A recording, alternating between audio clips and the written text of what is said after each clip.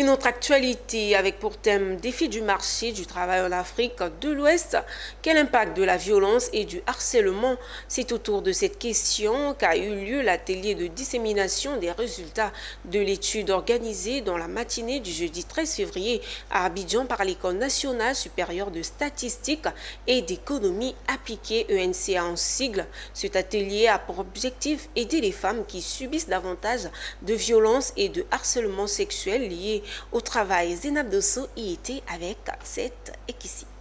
La violence et le harcèlement au travail sont une violation des droits humains ayant des répercussions graves sur les individus. Pour répondre à cette problématique, l'ENCA, École nationale supérieure de statistique et d'économie appliquée, a mené une enquête pour avoir des données fiables. Aujourd'hui, l'heure est à la présentation du bilan de ces actes plus courants chez les femmes. En Côte d'Ivoire, 23% des femmes sont victimes contre 15% des hommes. Une question qui se pose, qui est nouvelle, qui est donc la mesure de l'ampleur de la violence et le harcèlement en milieu du travail. C'est une étude pilote qui a pour objectif de renseigner les résolutions qui devaient être donc prises dans le cadre de la prochaine conférence internationale statistique du travail. Donc c'est un sujet complètement nouveau que nous avons eu donc l'opportunité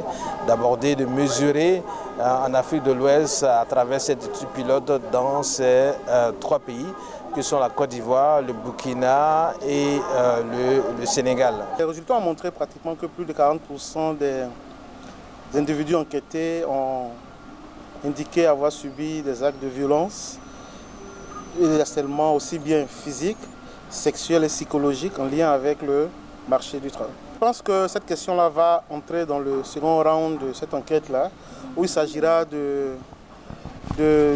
d'approfondir les analyses à travers des recherches. Rappelons qu'en Afrique de l'Ouest, une proportion importante de travailleurs est affectée par la violence liée au travail, avec des taux de violence de 65% au Sénégal, 58% en Côte d'Ivoire et 42% au Burkina Faso.